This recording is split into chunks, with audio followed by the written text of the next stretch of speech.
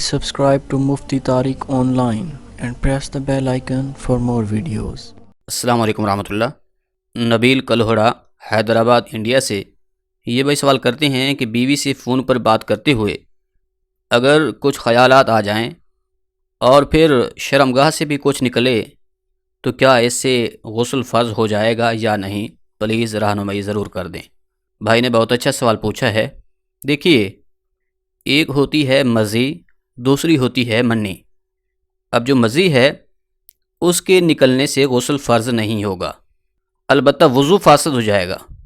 اور مزی بھی ایک نجاست غلیظہ ہے، کپڑے کے جس حصے پر یا جسم کے جس حصے پر لگے گی تو کپڑے اور جسم کا وہ حصہ ناپاک ہو جائے گا جس کا پاک کرنا ضروری ہوگا، لیکن اس مزی کے نکلنے سے غسل جو ہے فرض نہیں ہوگا۔ اب بات سنیے منی کی۔ اور جو منی ہے اس کے خارج ہونے سے غسل فرض ہو جاتا ہے، انسان ناپاک ہو جاتا ہے۔ اور اسی طرح کپڑے کے جس حصے پر یہ نجاست غلیظہ لگے گی کپڑے کا وہ حصہ ناپاک ہو جائے گا جس کا پاک کرنا ضروری ہوگا۔ آپ جو سمجھنے والی بات ہے وہ یہ ہے کہ بہت سارے لوگوں کو یہ معلوم نہیں ہوتا کہ مزی کسے کہتے ہیں اور منی کیا ہوتی ہے۔ اس مسئلے کو دھیان سے سن لیجئے۔ یاد رکھیے، مزی اس مادہ کو کہتے ہیں جو شہوت کے وقت یا پھر غلط چیزیں دیکھ لیں جس کی وجہ سے شہوت انسان کے اوپر غالب آ گئی، تو اس وقت عضو خاص کے سرے پر جو ٹپکتا ہوا پانی نمودار ہوگا اس مادہ کو مزی کہتے ہیں، اور اس کے نکلنے سے غسل جو ہے فرض نہیں ہوتا۔ البتہ اس کے نکلنے سے وضو بھی ٹوٹ جائے گا، اور پھر کپڑے کے یا پھر جسم کے جس حصے پر وہ نجاست لگے گی تو جسم اور کپڑے کا وہ حصہ ناپاک ہو جائے گا، لیکن اس کی وجہ سے غسل فرض نہیں ہوگا۔